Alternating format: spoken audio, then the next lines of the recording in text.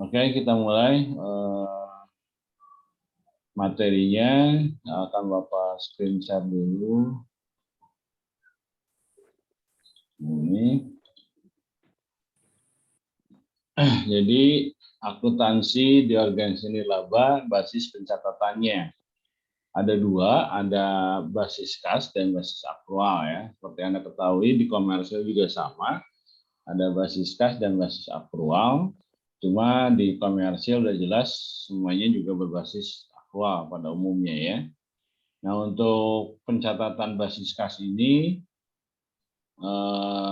jadi transaksi dilakukan atau pencatatan transaksi dilakukan apabila aliran uang yang diterima atau dikeluarkan berbasis tunai ya. Nah, jadi seperti Anda ketahui kalau misalkan basis kas ini pencatatan dilakukan ketika tadi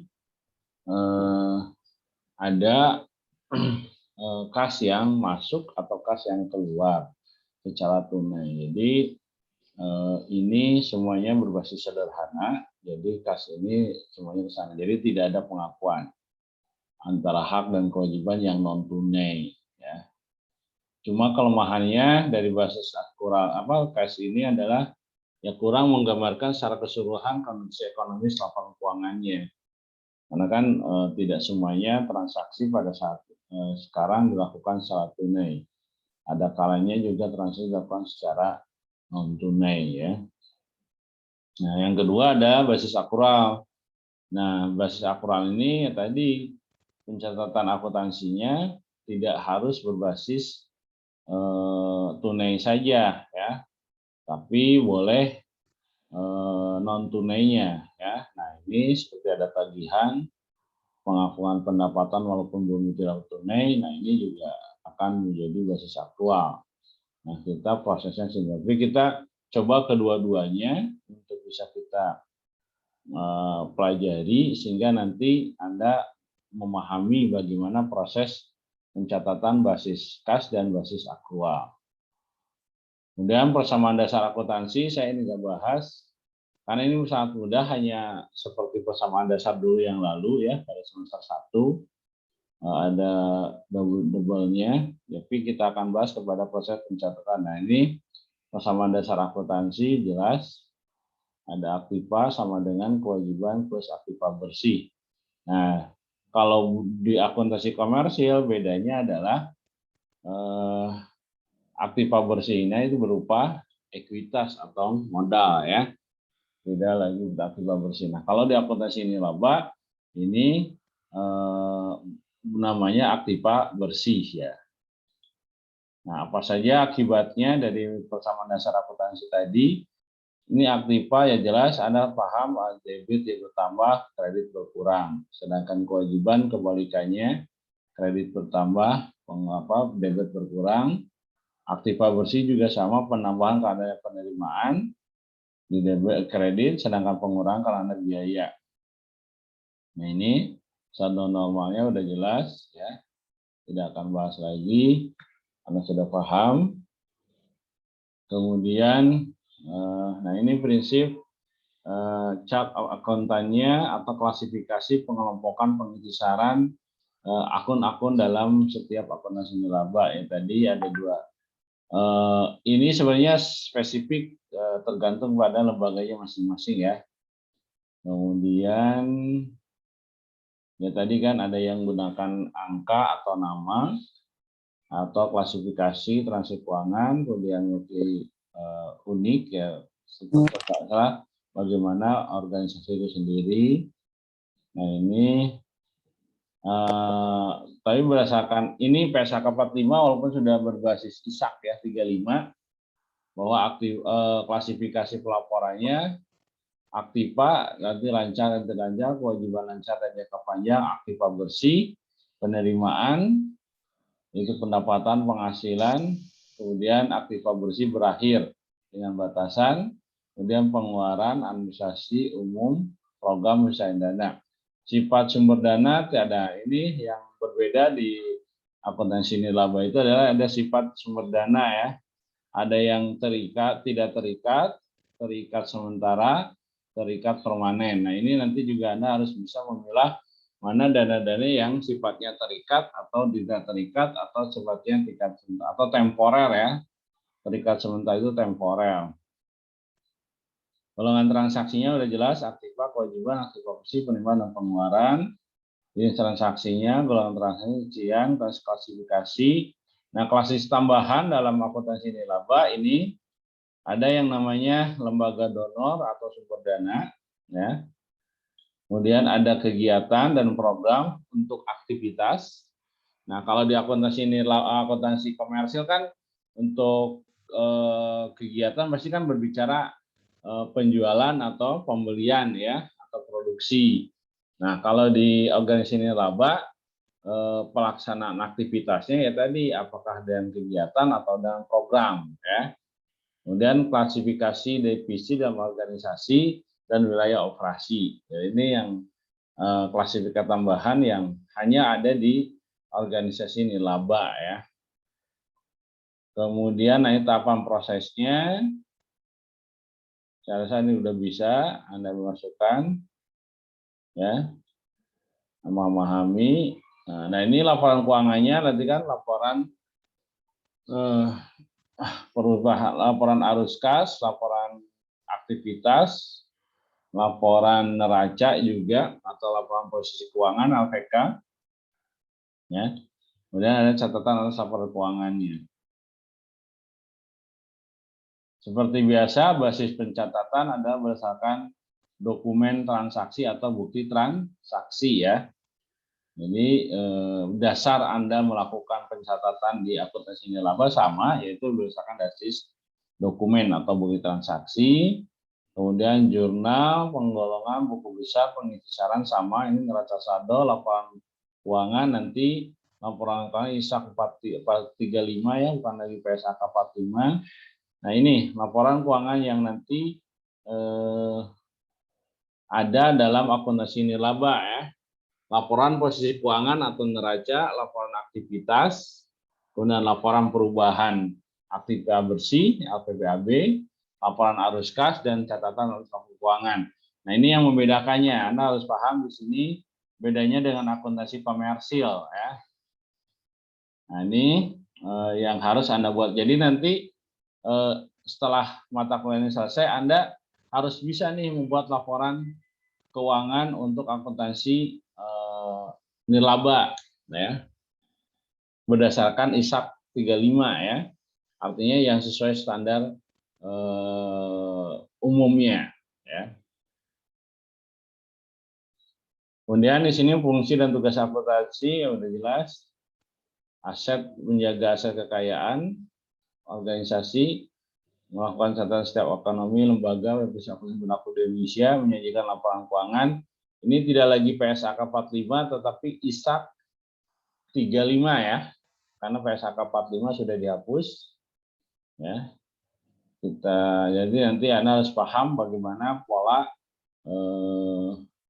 format dari penyajian laporan keuangan akuntansi nirlaba ya. Nah, ini untuk pekerjaan ya, jelas.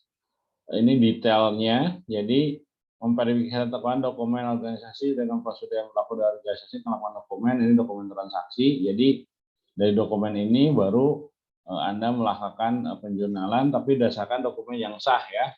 Tadi gimana verifikasi dokumen itu sendiri yang berlaku di organisasi. Kemudian ada buku jurnal dan buku besar, neraca saldo, buku kas, buku bank, rekening koran, tabungan, daftar aktiva, dan transaksi moneter lainnya. Kemudian standar laporan akuntansi dan format laporan lainnya. Nah, itu beberapa yang harus Anda pahami dalam konteks persiapan menyajikan melakukan pencatatan akuntansi dari organisasi nirlaba ya. Saya rasa ini sifatnya sudah tahu teoritis ya. Anda tinggal nanti memahami seperti apa konteks teoritisnya ya. Kemudian nanti bagaimana prosesnya. Nah, berikutnya yang disampaikan adalah laporan keuangannya.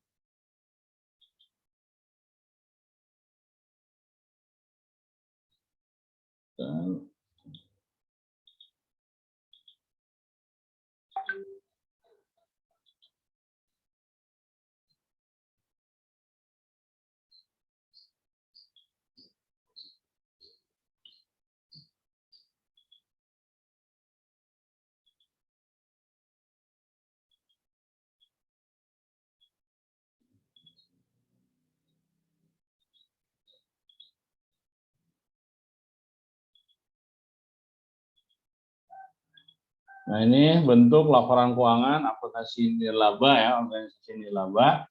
Tadi kan jelas ada yang namanya laporan posisi keuangan LPK atau biasa disebut dengan neraca ya. Ini menyajikan klasifikasi aktiva dan kewajiban. Kemudian di sini menyajikan aktiva berdasarkan urutan likuiditas ya. Nah, saya pengen tanya nih pada Anda, urutan likuiditas itu apa sih pengertiannya?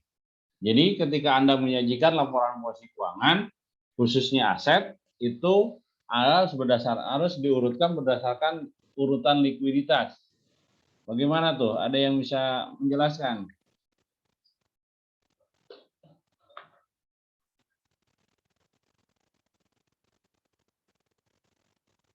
Ayo, ada yang menjelaskan? Urutan likuiditas itu apa artinya?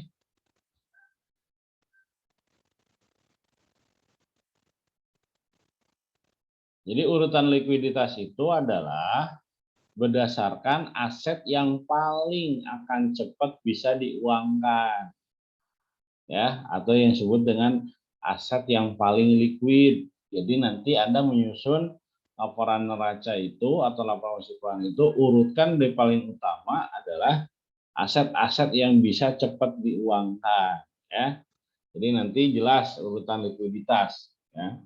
Kemudian kalau kewajiban berdasarkan urutan jatuh tempo, ya. Semakin cepat jatuh temponya berarti kan semakin harus cepat ditampilkan di laporan posisi keuangannya.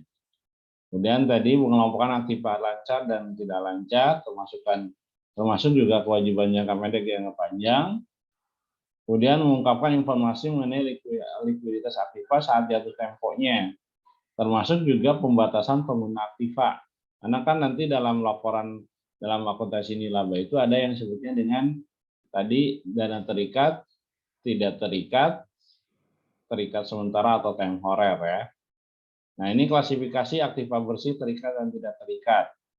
Nah, ada yang namanya aktiva bersih terikat permanen, adalah adanya pembatasan sumber daya secara permanen dari penyumbang dalam pemanfaatan atau penggunaan oleh organisasi. Jadi harus pahami mengelompokkannya apa sih aktiva bersih terikat permanen itu. Berarti kan di sini ada resource sumber daya, source-nya jadi sumber daya yang secara permanen dari penyumbang dalam pemanfaatan dan penggunaannya oleh organisasi. Tetapi organisasi diizinkan untuk menggunakan sebagian atau semua penghasilan atau manfaat ekonomi lainnya berasal dari sumber daya. Contoh, misalkan bahwa ini tanah ini permanen, hanya dibolehkan untuk misalkan kegiatan organisasi nilaba itu. Jadi tidak bisa diperjualbelikan. Nah itu. Tapi dari hasil tanahnya boleh dimanfaatkan oleh organisasi itu. Ketika tadi tergantung dari perjanjian yang dibuat dengan penyumbangnya atau sumber dananya atau donaturnya.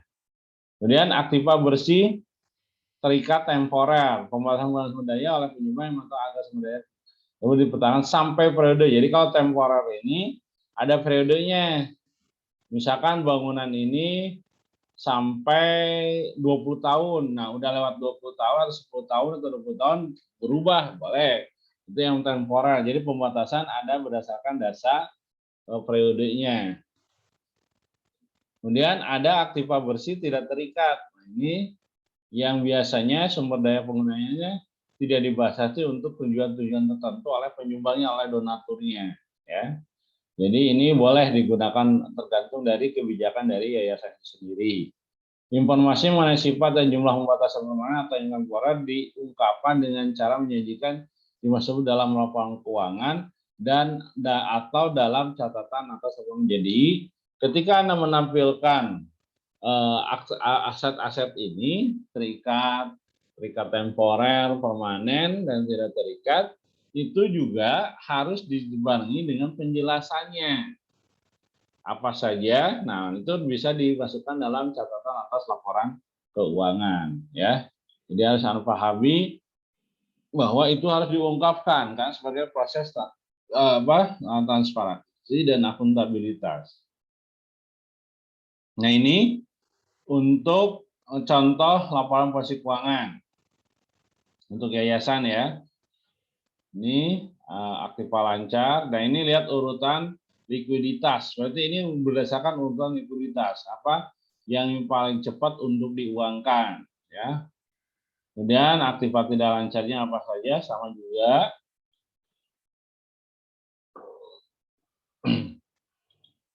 Nah, kemudian di sini aset, lalu ada kewajiban dan aktiva bersih, ya. Jadi total aset ini, total aktiva ini harus sama dengan total kewajiban aset dan aset bersihnya. Nah, ini lihat kewajiban jangka panjang atau jangka lancar, kemudian jangka panjang. Nah, di sini ada aktiva bersih. Mana yang terikat, mana yang terikat sementara, mana yang terikat permanen, ya. Tidak terikat, terikat sementara, dan permanen. Nah, ini disebut, kalau sementara itu biasanya juga temporer, ya. Nama lainnya adalah aset terikat temporer. Nah, ini harus tahu nanti berapa total kewajiban aktiva bersihnya dan kewajibannya, hingga nanti sama balance dengan total aktivanya. Ya. Oke, sampai sini ada yang mau tanyakan dulu nggak mengenai neraca atau laporan posisi keuangan? Bisa, ya?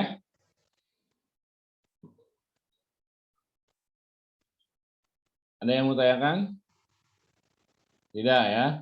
Oke, berikutnya kelaporan aktivitas dan perubahan aktiva bersih. Tujuan dan fokus laporan aktivitas. Jadi di sini adalah laporan aktivitas ini difokuskan pada organisasi secara keseluruhan dan menyajikan perubahan aktiva bersih selama satu periode. Perubahan aktiva bersih dalam waktu adalah terjadi pada aktiva bersih dalam laporan posisi keuangan. Nah, laporan perubahan keuangan aktiva bersih, di sini jumlah aktiva bersih terikat permanen, temporer, aktiva bersih tidak terikat dalam satu periode. Jadi, laporan aktivitas, ya, ini menyajikan semua kegiatan dari organisasi yayasan tersebut. Programnya apa, ya, kegiatannya apa, dananya berasal dari mana, apakah dia terikat, permanen, temporer, atau justru tidak terikat. Nah, nanti Anda harus dijelaskan di sini. Ya. Kemudian di sini pendapatan dari sumbangan dari donatur itu harus dijelaskan juga sifatnya, apakah terikat, permanen, atau temporer, ya, atau tidak terikat, ya. Kemudian informasi pendapatan dan beban menjadikan laporan dijajikan secara bruto, namun juga investasi dapat dijajikan secara neto dengan syarat beban terikat. Seperti beban penitipan, beban penasihat investasi diungkapkan dalam catatan laporan keuangan. Nah, ini juga harus Anda ungkapkan bagaimana sumber-sumber pendapatan dari organisasi yayasan tersebut, ya. Nah, ini dihasilkan dalam laporan aktivitas. Atau dalam, nah ini format laporan aktivitasnya. Jadi ada tidak terikat, terikat sementara, terikat permanen. Anda harus bisa. Jadi nanti Anda harus mengklasifikasikan pendapatan, donasi, atau hibah. Nah, ini sifatnya apa? Tidak terikatkah, sementarakah, temporer, atau terikat permanen? Itu tergantung dari MOU-nya, perjanjian dengan para donaturnya atau para penyumbangnya, ya. Nah, saya tanya sekarang, ya. Ada di sini ada tidak terikat, terikat sementara, terikat permanen. Contohnya, kira-kira ada yang bisa memberikan contoh nggak? Contoh pendapatan donasi atau hibah, misalkan, ya, dari para donatur. Gimana, mana yang tidak terikat, mana yang terikat sementara, mana yang terikat permanen? Coba. Ada yang bisa menyontohkan nggak?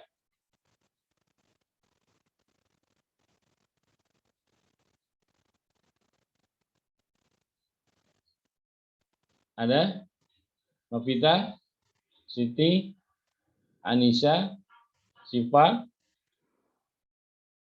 Dinda Ayu, Dewi Kartika, Samsudin. Ini hati-hati, ya. Nanti kalau misalkan Anda tidak bisa mengklasifikasikan, nanti jurnalnya juga akan salah penempatannya, ya. Nah, oke, kita lihat dulu lah ini bentuk formatnya dulu ya. Nanti Anda kita studi kasus langsung. Mungkin sekarang masih malu-malu ya, Rizky juga masih malu-malu, masih bingung ini. Ya. Ada yang udah seger, udah mandi dulu, ada yang belum mandi jadi bingung, masih ngumpulin dulu roh-rohnya masuk apa enggak. Kan? Ini yang lain kenapa videonya nggak masuk, nggak keluar? Fadila, Novita, Gelar, Lia,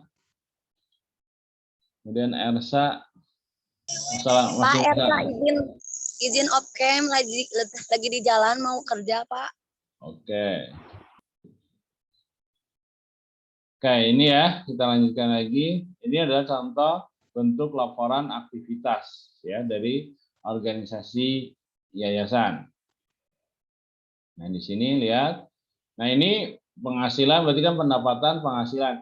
Apa beda pendapatan dan penghasilan? Nah, ini harus tahu pendapatan ini dari hibah ya atau donasi. Sedangkan penghasilan tadi jika yayasan tersebut menghasilkan tadi penghasilan atau pendapatan selain dari donatur atau donasi ini sendiri, yaitu misalkan dia memberikan jasa layanan, nah kemudian dari investasi, nah ini juga ada ya. Kemudian aktiva bersihnya yang berakhir batasan, berakhir karena program berapa, berakhir karena waktu tadi temporer, penerimaan lainnya bunga bank, laba siklus kalau ada ya. Pengeluaran, nah ini sifatnya untuk kegiatan atau program biaya administrasi umum untuk operasional swadaya secara keseluruhan ya kayak gaji gitu ya, staf gitu ya. Nah, utilitas, nah ini masuk di sini. Sedangkan untuk biaya program, nah yang tergantung.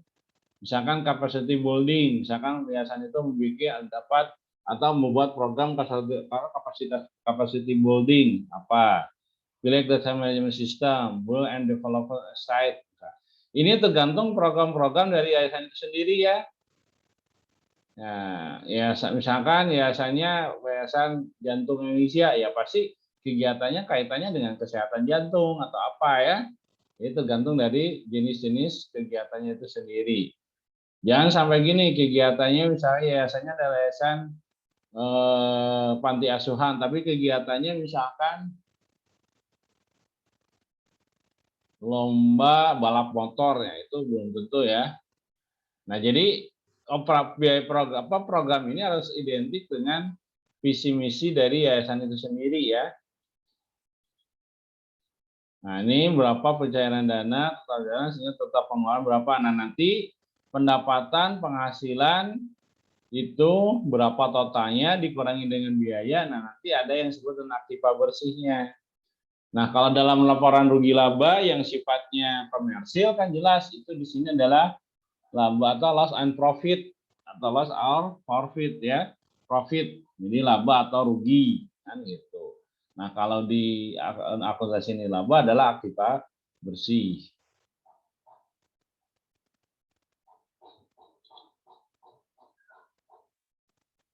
Kemudian ada arus kasnya, ini jelas PSK 02 tentang arus kas, ada aktivitas pendanaan, ada aktivitas apa? Nah ini operasi ya, pendanaan dan investasi ya. Nah ini contoh arus kasnya. Nanti kan sifatnya yang cash penerimaan ya. Kemudian, nah ini pasti aktivitas operasi utamanya berasal dari pada apa penyumbangnya siapa atau dia punya penghasilan dari mana. Lalu ini arus kas masuknya. Nah ini arus kas keluarnya pembayaran apa untuk program untuk biaya juga sama ya. Sehingga nanti kelihatan arus kas dari aktivitas operasinya. Sedangkan arus kas dari aktivitas investasi, nah ini kalau disimpan kasnya di bank bunga, di tabungan rekening pasti ada bunganya. Kas masuk, kalau kas keluarnya ini tadi ya. Ajak aing ka keluar. Anjing.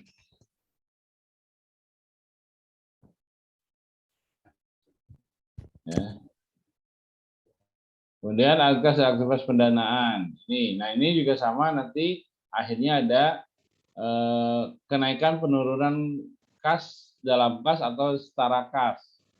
Jadi kas dan setara kas awal bulan berapa, akhir bulannya berapa. Nah nanti selisihnya harus sama dengan ini ya. Selisih antara kas awal bulan dengan akhir bulan. Nah ini untuk laporan aktivitas atau laporan arus kas. Saya rasa sama formatnya, hanya berbeda dari segi akunnya dan beberapa klasifikasinya ya. Akun tersebut berdasarkan tadi kegiatan dari yayasan itu sendiri. Oke, sampai sini sudah paham? Atau ada yang mau ditanyakan? Gimana Fahmi? Dadang, Siti Rohimah, Ida Rosdiani, Devi? Masihkah belum kebayang? Ataukah masih dia? Oke, kalau tidak ada pertanyaan, saya langsung studi kasus deh. Ya, Anda kerjakan 10 menit. Nanti silahkan Anda presentasikan. Ya, kita acak aja. Nah, sekarang ada transaksi sederhana, jurnal aja dulu. Ya, setelah jurnal baru bikin laporan posisi keuangannya. Ya, atau Anda mau bikin dulu posting buku besarnya, terserah. Ya, saya anggap sudah paham Anda untuk prosesnya. Ya. Mana ya?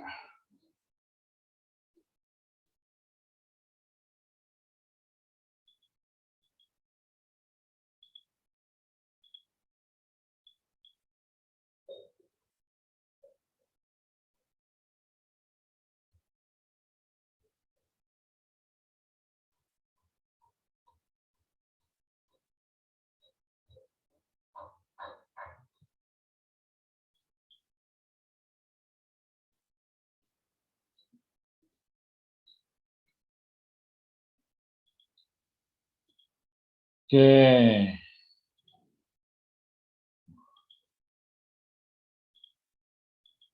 Nah ini ada yayasan akuntansi ini, yayasan Depok ya, di Depok, yayasan Maju Bersama. Yayasan Maju Bersama ini yayasan lembaga swadaya masyarakat yang bergerak di bidang pemberdayaan dan peningkatan profesionalisme usaha kecil menengah UKM yang ada di sekitar Depok. Nah ini visinya. Ya, memberdayakan UKM sebagai penggerak ekonomi mikro. Misinya mendorong UKM baru, meningkatkan profesionalitas UKM, memperkuat jaringan antar sesama UKM. Struktur organisasinya ini ada ketua, sekretaris, bendahara, dan divisi-divisinya. Nah, di sini yayasan ini menjalankan misi-misinya dengan program sebagai berikut. Jadi untuk menjalankan misinya tersebut, dia punya program nih, yayasan ini. Satu, programnya sosialisasi UKM melalui seminar kewirausahaan. Dua, pelatihan. Berarti kan tadi pelatihan untuk UMKM. Di sini ada pelatihan pemasaran, pelatihan keuangan, pelatihan manajemen produksi. Kemudian yang ketiga, pengembangan jaringan. Ini pertemuan UKM dan studi banding. Ya. Nah ini untuk memiliki tersebut yayasan menyusun anggaran. Nah ini anggaran operasionalnya, anggaran kegiatannya. Ya, ini anggarannya. Belanja gaji, belanja barang, belanja listrik. Ini anggaran setahun misalkan toh ya. Ini anggaran kegiatan setahun juga. Sehingga total anggarannya adalah 275 juta. Jadi setahun itu diperkirakan budget yang harus disediakan adalah 235 juta. Nah, dalam mengadministrasikan pelaksanaan anggaran, yayasan membuat pembagian dana. Itu menjadi dua, dana terikat dan dana tidak terikat. Ya. Nah, pada awal tahun anggaran tersebut diketahui saldo kas dana terikatnya adalah 15 juta dan dana tidak terikat 10 juta. Ya. Nah, ini transaksinya. Nah, saya pengen Anda jurnal deh. Langsung aja ke basisnya, basis akrual ya. Ke basis kas ya. Atau mau basis kas dulu? Atau gini deh. Terserah kalian mengerjakannya mau basis kas atau akrual, silahkan. Nanti saya kasih waktu 10 menit ya pada Anda. Anda jurnal ya, jurnal. Nah, supaya fokus, silahkan Anda milih transaksi yang mana ya. Mas nanti saya tanya, Anda tinggal bagaimana jurnalnya, lalu jelaskan kenapa jurnal seperti itu. Oke, paham ya? Silahkan. Mulai dari sekarang Anda bikin jurnalnya ya. Atau saya share dulu deh supaya Anda fokus ya. Saya share dulu ke grup. Bentar, saya share dulu ke grup.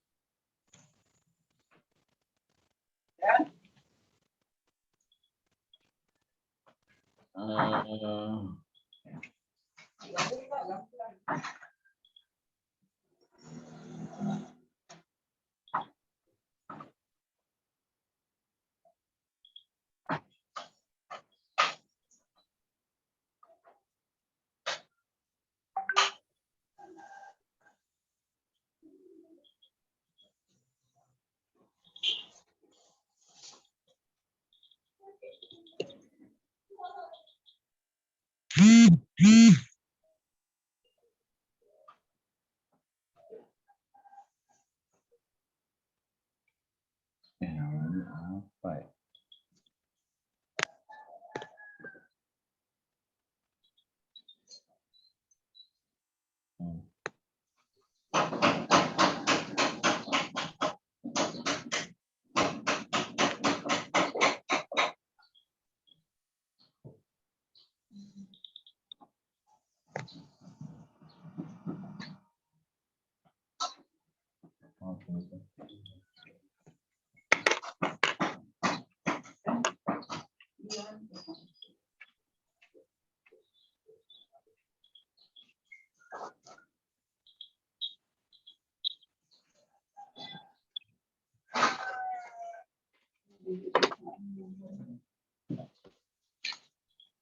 Oke, udah Bapak share di grup, silahkan Anda lihat di grup soalnya, silahkan bikin jurnalnya dulu deh.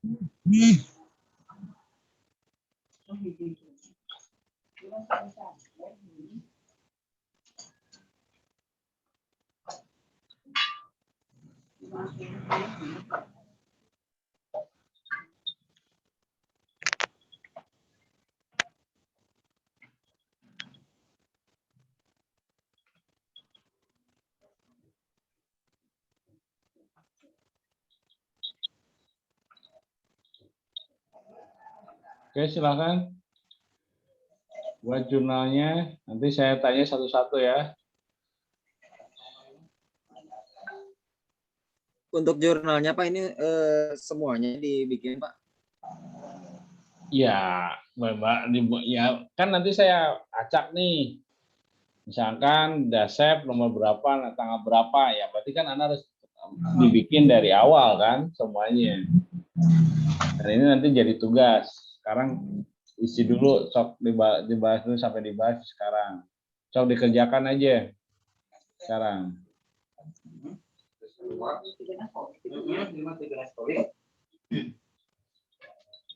Eta teh mau eta urut pisang anyar mah. Masih kalau ngerti payung ya. Nah, eta.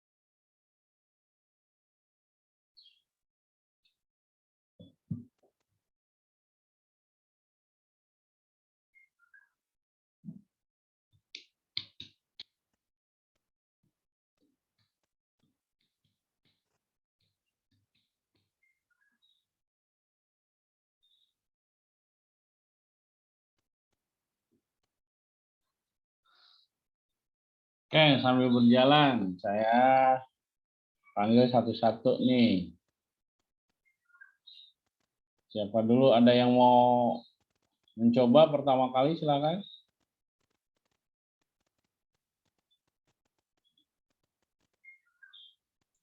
Kami pengen nyoba yang pertama, Pak. Fahmi. Oke, gimana Mi? Kalau buat yang pertama itu, yang di debitnya itu kas 70 juta. Terus, bentar. Pendapatan dana terikatnya 60% dari 70 juta, yaitu dikredit 42 juta. Ya. Terus pendapatan dana tidak terikat, dikredit juga yang sisanya jadi 40%-nya, jadi 28 juta dikredit. Oke. Kita lihat ke Excel ya. Nih, ya tarawih.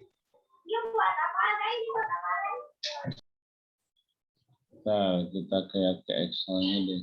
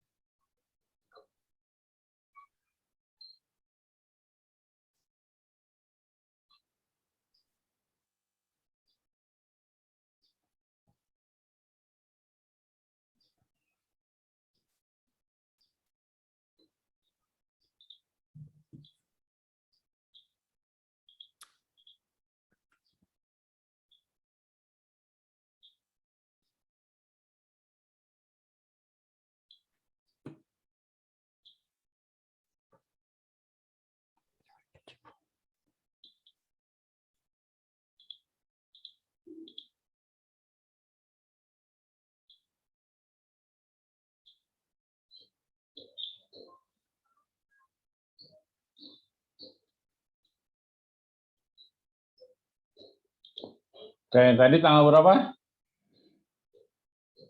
Nah, kita lihat dulu. Tanggal 5, Pak.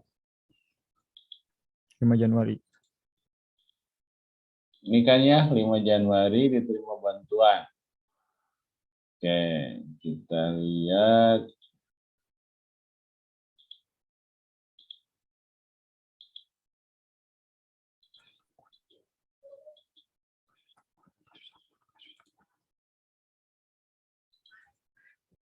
Di sini apa tadi? Kas. Terus dekreditnya apa? Pendapatan terikat, pendapatan dana terikat.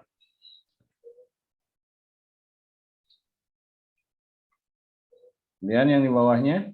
Pendapatan dana tidak terikat.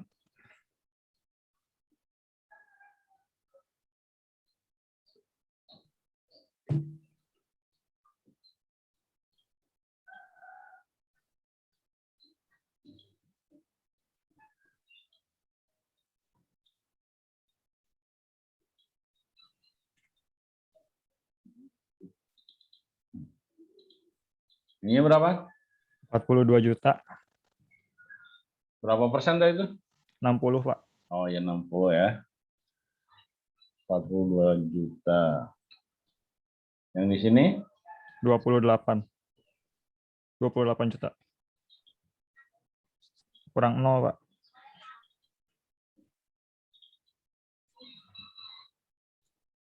Kenapa itu? Dana terikat dan tidak terikat?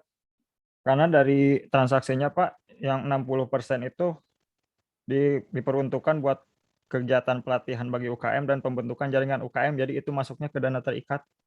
Oke, jadi itu ya. Jadi memisahkan dana terikat, tidak terikat atau temporer itu tergantung dari tadi kan saya bilang MOU atau perjanjian dengan donaturnya. Nah, karena di sini dana ini atau donasi ini seluruhnya nilainya 70 juta, tapi ada permintaan dari donaturnya bahwa 60%-nya harus digunakan untuk tadi apa? Kegiatan pelatihan Kegiatan UKM. pelatihan kegiatan UKM. Jadi dana segitu tidak boleh diperuntukkan program yang lain. Tidak boleh untuk bayar listrik, tidak boleh untuk gaji staf yayasan, nggak boleh. Jadi harus untuk pelatihan UKM, gitu kan. Maka itu disebut dengan dana terikat.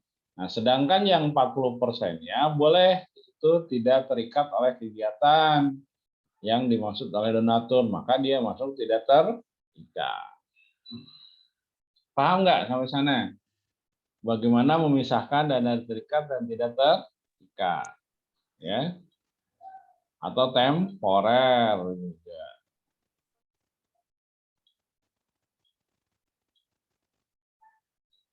Ya. Yang lain paham? Atau masih kurang paham? Insya Allah, Pak. Paham, Pak. Paham, Pak. Sok, selanjutnya. Sedang, Pak. Maafin, Pak. Oke, Sedang, Pak. Dadang dulu, silahkan. Oke.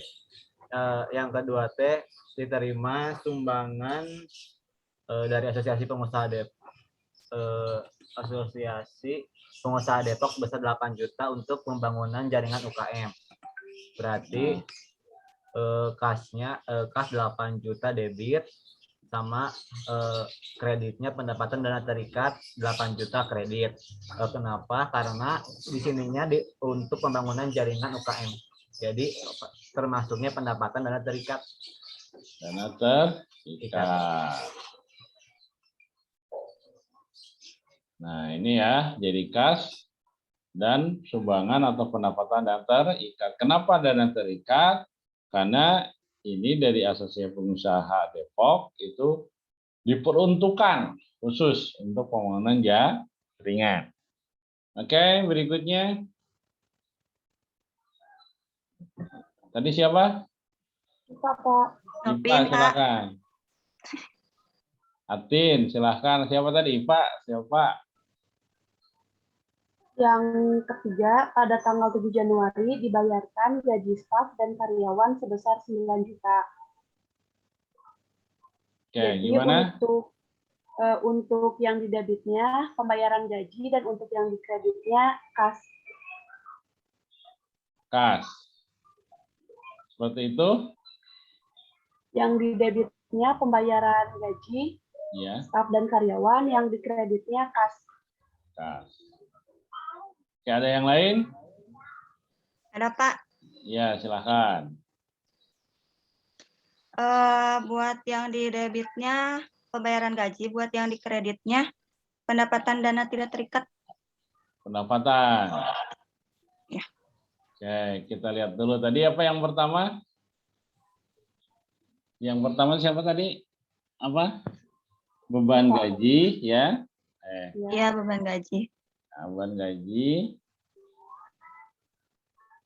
Kemudian pada kas. Yang kedua tadi? Beban gaji. Beban gaji. Kemudian pendapatan. Ada pendapatan dana tidak terikat.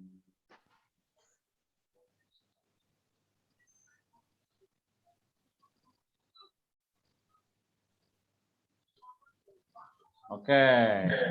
Ini berapa nilai? 9 juta ya? 9 juta.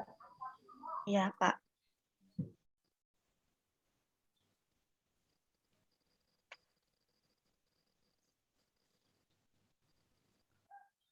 Oke, yang satu, apa alasannya beban gaji dan kas?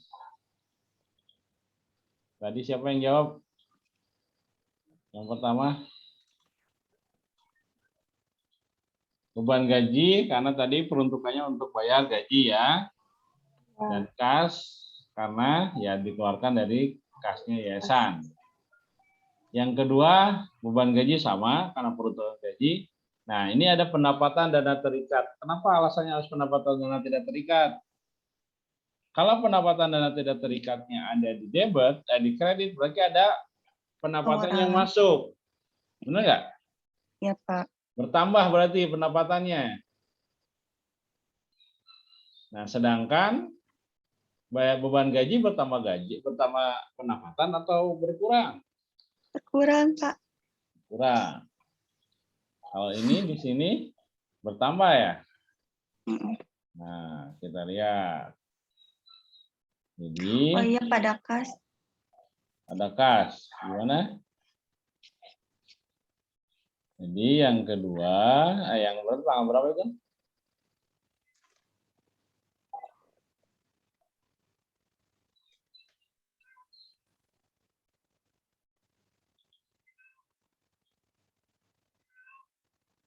Di sini kan dibayar gaji staf karyawan, ya.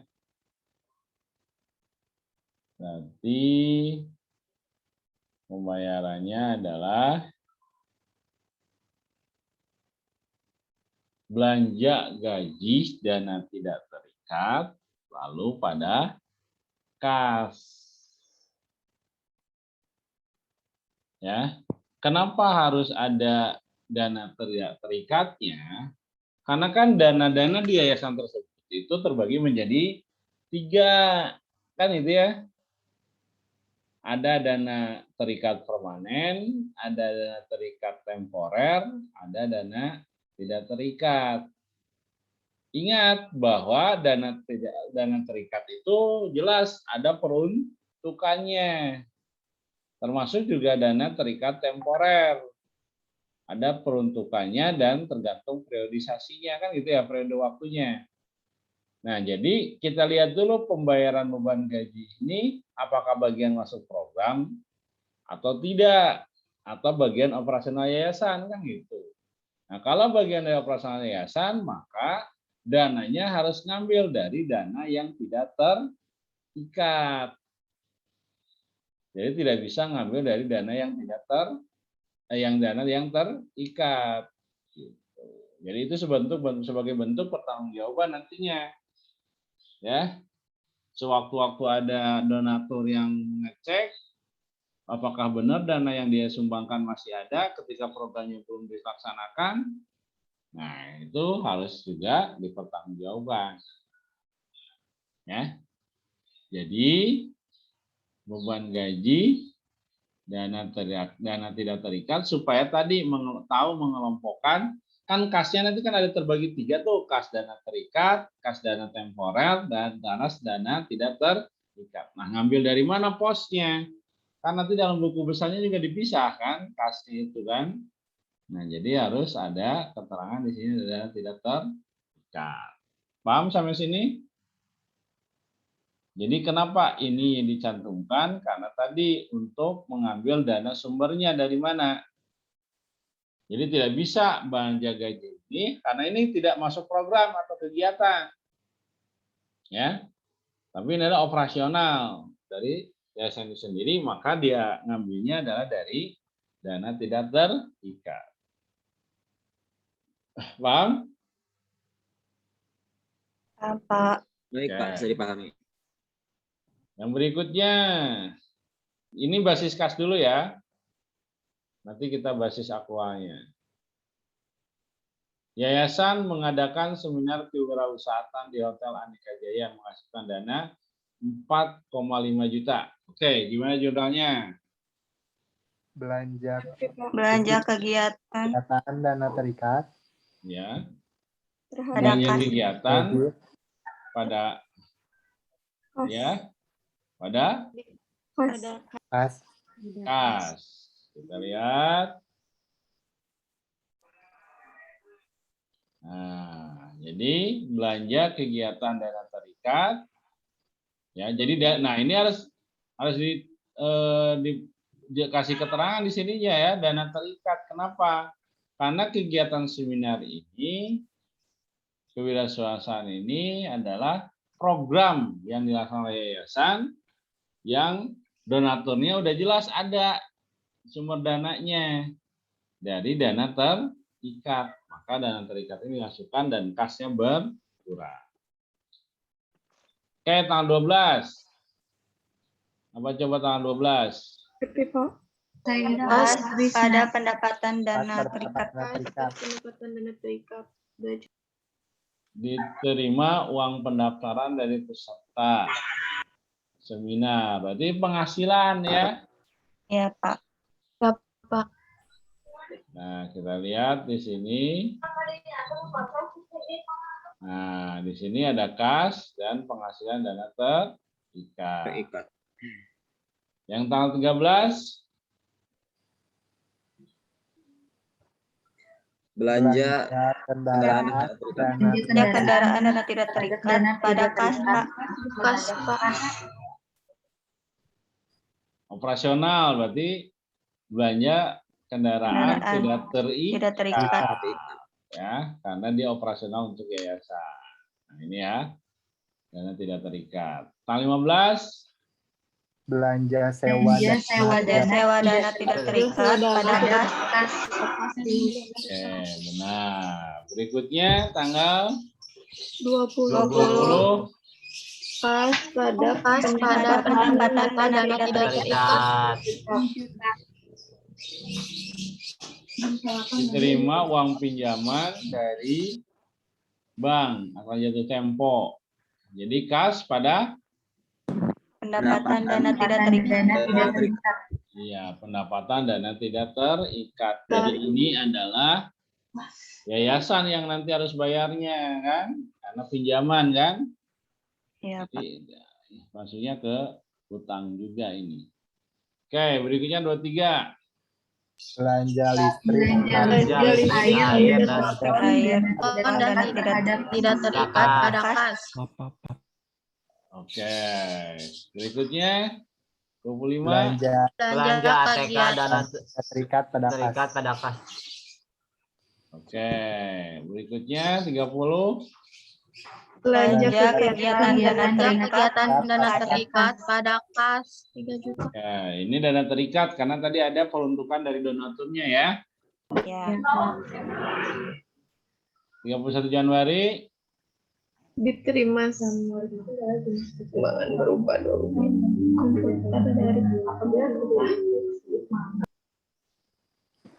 gimana?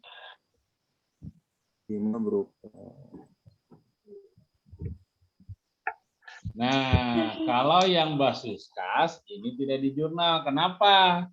Karena yang diterimanya bukan uang, tapi berupa barang. Tapi diterima dan dicatat dalam istilahnya dalam pembukuan asetnya. Ya. Nah, ini basis kas ya. Basis kas itu tinggal langsung. Nah, sekarang bagaimana penjurnalan dengan basis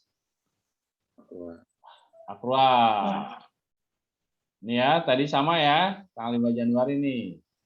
Basis akrual masih sama kan dengan basis kas ya? Sama. 6 Januari sama nggak? Sama ya. Sama. Nah, ini sama ya, tanggal 7 Januari. 11 Januari sama. 12 Januari Sama, Pak. 13 sama nah, kendaraan aja ya. Kendaraan. Bedanya ini ya, tidak pakai belanja langsung kendaraan karena nanti sifatnya langsung kepada aset. Berikutnya 15 Januari B sewa nah, berarti sewa dibayar di muka ya. Dibayar ya, bukan dibatar ya, dibayar. Ini kan sewa dibayar di muka. Ya. Ini kasnya jelas dari kas ya. Nah, ini pembayaran sewa dibuka untuk 2 tahun ke depan yaitu sebagai sewa dibayar di muka yang merupakan aktiva. Yayasan mencatat transaksi dengan mendebit sewa dibayar di muka sebesar kas dan pada akhir tahun nanti akan dilakukan penyesuaian mencatat belanja sewa yang berbeda substansi menjadi beban tahunan. Ini yang disebut dengan pencatatan biaya dibayar di muka ya. Tanah tahu ya. Nanti di akhir tahunnya harus disesuaikan. Udah berapa bulan nih yang kejalanin sampai akhir tahun. Nanti sewa dibayar di mukanya berkurang dan akan berubah menjadi beban sewa. Nah, itu ya. Tergantung nanti berapa substansinya. Nanti kan di akhir tahunnya gini, beban sewa, lalu sewa dibayar di muka. Kenapa 7,5? Karena ini Januari ya, nanti dianggap 1 tahun, berarti 1 tahun setengahnya dari 2 tahun, berarti kan 7.500.000. Nah ini yang disebut dengan adjustment-nya ya, karena accrual basis ini ya. Tapi kalau dia cash basis nggak ada jurnal ini di akhir tahun ya. Nah itu bedanya, karena accrual basis nanti dilakukan adjustment. 20 Januari ini mah nanti ya, ini khusus jurnal untuk nanti pada akhir tahun ya, untuk adjustment-nya. 20 Januari. Nah ini kita lihat sama nggak? Sama ya, tapi tidak pendapatan, tapi utang bank ya. Karena pengakuan haknya itu tidak mesti harus tunai, nanti ada utang bank. Bedanya dengan cash basis tadi menggunakan pendapatan dana tidak terikat ya. Kalau ini adalah utang bank. 23 Januari beban yang masih harus dibayar. Karena basis akrual pada bulan Desember tahun sebelumnya tercatat sesuai jurnal berikut. Untuk bulan Desember kemarin itu ya. Kasus awalnya apa? Bulan Desember tahun lalu. Iya, bulan Desember tahun lalu. Jadi kan tidak menjadi kas. Dibayar juga ya, harusnya kas ya. Kas, tetapi dia bebannya beban yang masih harus dibayar, merupakan beban tahun yang lalu. Jadi ada 2 jurnal sebenarnya tuh. Jadi pertama bayar dulu beban listrik yang belum dibayar, kan nanti di akhir tahun kemarin kan dia masuk beban yang masih harus dibayar kan di debit. Lalu beban listrik dimasukkan. Ini ada adjustment-nya ini. Adjustment jurnal pada saat akhir tahun kemarin. Nah sekarang pada saat dibayarnya berarti beban yang masih harus dibayar. Kenapa beban yang harus dibayar? Karena beban listrik, air, dan telepon ini adalah beban tahun kemarin. Jadi sudah dibebankan di laporan aktivitasnya. Ya, kalau kemarin misalkan 2020 sudah dibebankan. Nah, jadi di 2021 tidak boleh dibebankan lagi, maka masuk ke beban yang masih harus dibayar. Nanti ini hilang, kan tadinya di debit kan, di kredit, lalu ke debit kan, ganti dengan kas kan gitu ya. Oke, paham ya? Ini sebagai dari adjustment jurnal tahun kemarin ya. Jadi pembebanan bebannya adalah untuk tahun kemarin sudah dibebankan ya. Nah itu perbedaan yang kedua. Ketiga ini tidak ada perlengkapan pada TK ya, sama aja ya. Nah, untuk 30 Januari sama juga ya. Tidak beda ya dengan basis cash ya. Iya, sama. 31 Januari, nah 31 Januari ada perbedaan. Nah, di sana kan di basis cash tidak di jurnal ya. Nah, kalau basis akrual di jurnal, yaitu tadi memasukkan komputer di debitnya, lalu pendapatan sumbangan.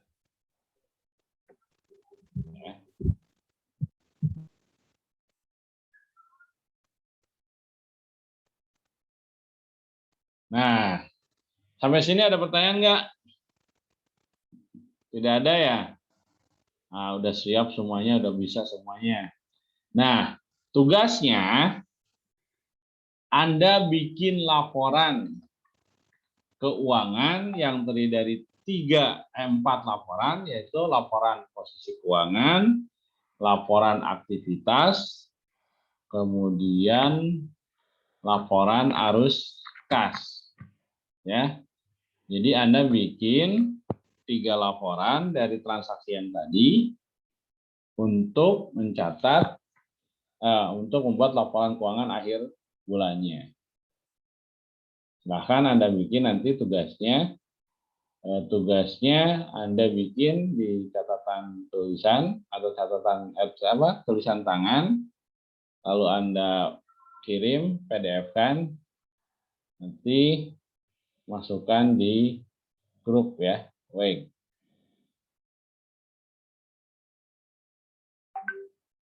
Jadi Anda bikin 3 laporan. Laporan posisi keuangan, laporan aktivitas, dan laporan arus kasnya. Ya. Cukup 1 aja yang berbasis akrual aja ya.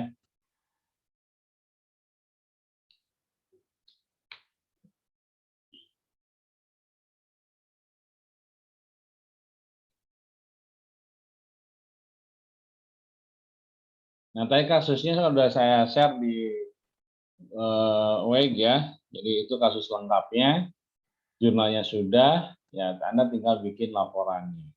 Ya. Kan tadi ada saldo awalnya kan. Nah, nanti tinggal Anda bikin laporannya, 3 laporan tersebut. Coba dibikin kasusnya, dibikin laporannya, nanti dikumpulkan. Paling telat besok ya, jam 8 pagi. Besok jam 8 pagi ya, paling telat.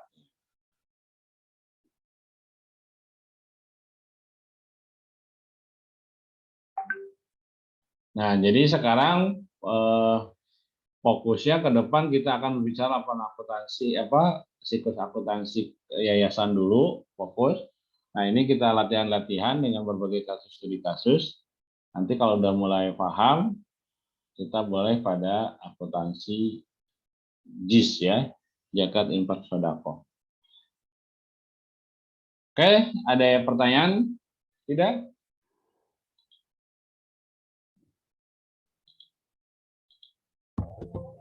Pak, Ya. minggu kemarin Nurun udah absen padahal di YouTube, tapi tadi diceknya masih belum ada. Masa Asli Pak. Tadi ge absen lagi, tapi di refreshnya masih hilang. Saya Bapak cek ya. Yang Ya, suka nanti. juga gitu Pak, yang minggu kemarin di refreshnya nggak ada terus. Tadi pagi ge nyoba absen lagi, tetap nggak bisa Pak. Minggu kemarin ya. Transparansinya. Yang mana ya, PSAK ya? Good grammar and spelling are important. But if you want to write essays that inspire, Di sini ada Gelar, Dasep, Siti, Risna, Fahmi, Siti Rahmawati, Ratu Tiara, this Rika, sentence is grammatically correct. kemudian siapa, Ratu, Rika, Ida, Rizky, Nadia, Rini, Happy, Siti Rohimah, Ai Susanti, Sari, Putri, Nita, Dadang, Diana, itu mengadopsi pada standar barusan Diana ya, Nadia, Happy, Siti, Ai Susanti, Sari, Putri Fauzia, Nita Suciati, Dadang, Riana, Rela, Linda, Tami, Dini, Suci, Natasha, Devi, Novita, Indayu, Samsudin, Mela, Zubaidah, Rizky Amelia, Astri Nur Azizah, Rizky Yusuf, Anissa Justina, Novita Fauzia, Farid Muhammad, Dewi Kartika, Gita, Ida, Intan. Cuma itu aja ya? Ya padahal Nurun udah berapa kali Pak nyoba. Tapi tetap. Tapi pemberitahuannya sih ada. Pemberitahuannya mah ada. Kemarin itu juga, tadi juga ada. Kamu tadi absen lagi ya? Iya, tadi subuh dicek. Ya, ke Bapak ada tuh pemberitahuannya mah. Tapi di sininya mah nggak ada ya. Komentarnya 43. Lia juga Pak, malah absen paling dulu. Siapa? Lia, malah absennya waktu itu teh komennya pertama tapi hilang.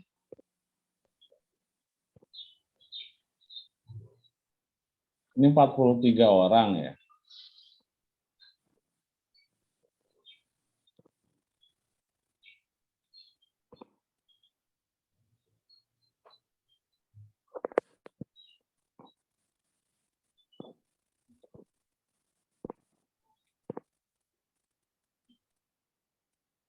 Semuanya berapa orang sih?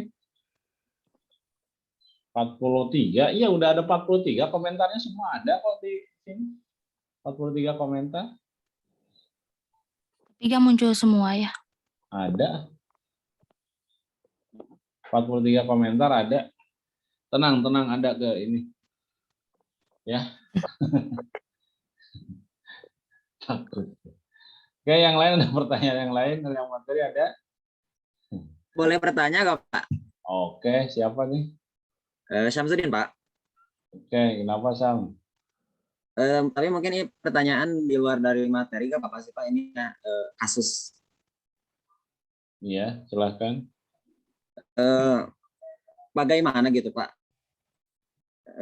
dalam proses pengejaran aset yang sudah tersebutnya terlupakan, bisa dikatakan hilang karena memang kepengurusan sebelumnya tidak mengadministrasikan dengan baik gitu Pak. Bagaimana cara menarik kembali aset yang memang itu milik organisasi itu, dipinjam tapi tidak dikembalikan karena memang pihak kami pun tidak bisa mengambil karena memang tidak diadministrasikan dengan baik oleh kepengurusan sebelumnya. Hal yang harus dilakukan apa gitu Pak? Mohon pendapatnya. Terima kasih. Pertama, cek dulu kejelasan aset yayasannya. Kalau misalkan organisasi itu. Jadi cek dulu sebelum melakukan konfirmasi ke pihak eksternal ya. Cek dulu benar nggak tuh yayasan aset tersebut adalah benar milik organisasi atau yayasan itu.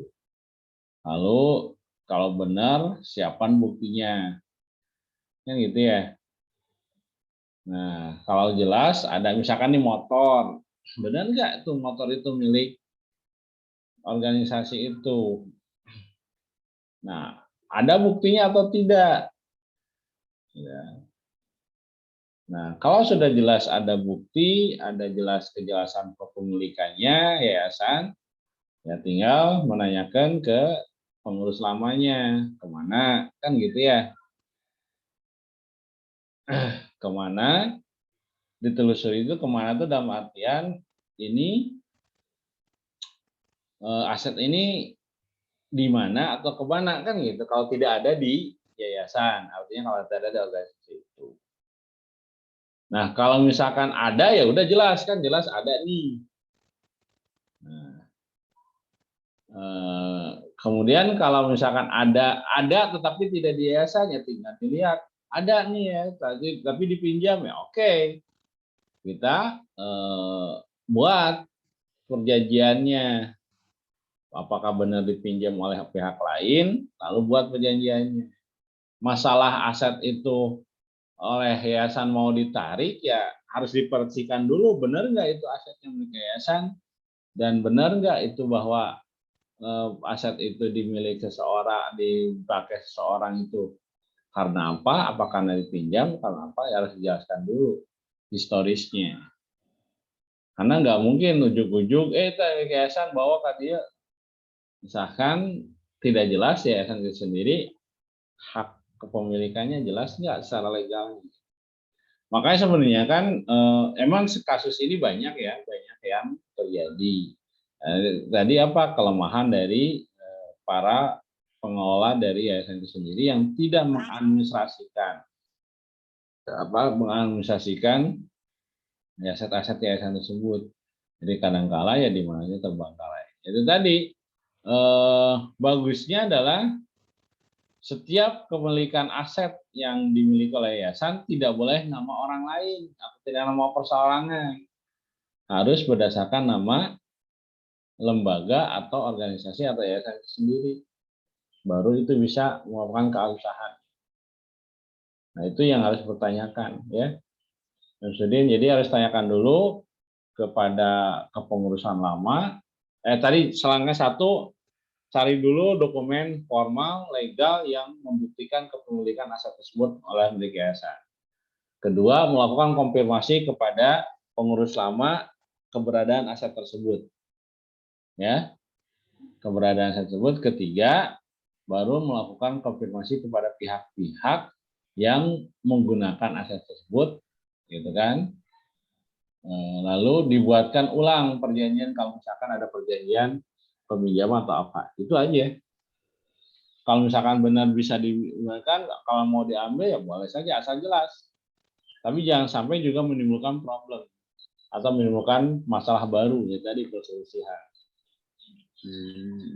Jadi kunci utamanya yang dilakukan oleh yayasan atau organisasi adalah tadi, ada nggak bukti kepemilikan yang sahnya dari organisasi itu sendiri, konfirmasi kepada pihak sebelumnya yang melakukan pengelola aset sebelumnya. Nah, setelah itu barulah melakukan langkah-langkah yang berikutnya secara eksternal, konfirmasi kepada pihak-pihak yang menggunakan aset tersebut. Itu aja. Ya. Pasti ada kendala, pasti. Ya tadi, apalagi kalau misalkan legal formalnya tidak jelas. Ya. Kalau legal formalnya tidak jelas, ya mau tak mau itu akan menimbulkan problem di inventarisasi aset tersebut. Ya. Baik, Pak. Tapi Pak, mohon maaf Pak, tapi kami di sini jujur terus terang untuk dokumen realnya, fisiknya itu memang udah gak ada. Tapi kita tahu bahwa aset itu milik kita gitu Pak. Ya tadi membuktikan milik kitanya itu berarti kan harus ada dokumen legal dan konfirmasi pelaku sejarah atau tadi pengelola awalnya itu pelaku sejarahnya. Kalau Samsudinnya pelaku sejarah historis, ada saksinya nggak masalah, tinggal dikonfirmasi kan. Tapi kalau tidak ada pelaku sejarah ya susah. Apalagi tidak punya dokumen legal. Kan kelemahan di kita itu rata-rata kepemilikan itu mengatasnamakan individu ya. Iya. Nah, itu yang agak susahnya. Maka sekarang mah yang diakui oleh pemerintah pun adalah termasuk juga organisasi yang akan mendapat bantuan dari organisasi atau yayasan yang akan mendapat bantuan dari pemerintah itu sekarang tidak boleh berdasarkan atas nama individu, harus berdasarkan atas nama organisasi. Nah itu saja.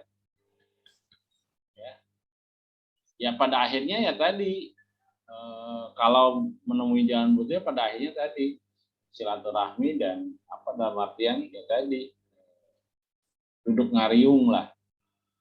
Bagusnya dengan pelaku sejarahnya. Kalau ada pelaku sejarahnya kan lebih tahu.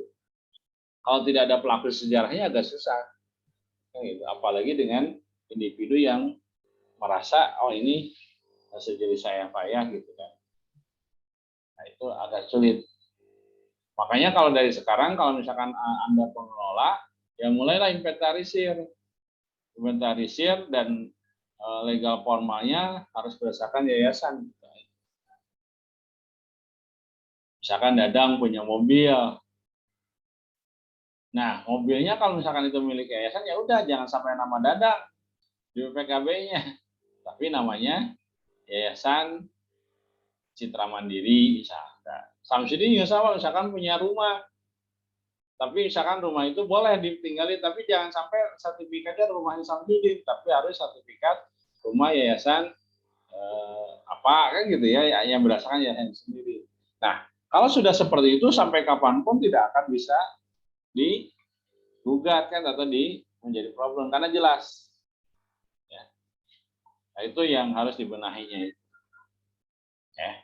Memang problem klasik dan problem banyak ya, masalah tentang tadi pengakuan hak aset tersebut. Itu yang banyak terjadi di kasus-kasus kita. Nah itu Samsudin ya.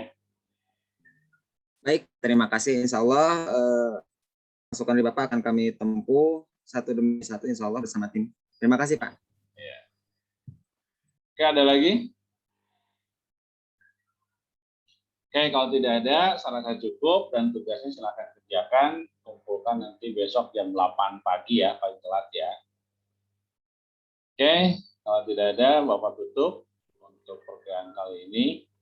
Terima kasih atas atensinya. Dan mohon maaf atas segala kekurangannya. Ada kuliah lagi nggak? Udah, Enggak, Pak. Pak. Cuma satu. ada, Pak. Oh, kalau nggak ada kuliah lagi mending kagor lepas. Oke, sekian aja. Terima kasih. Assalamualaikum warahmatullahi wabarakatuh.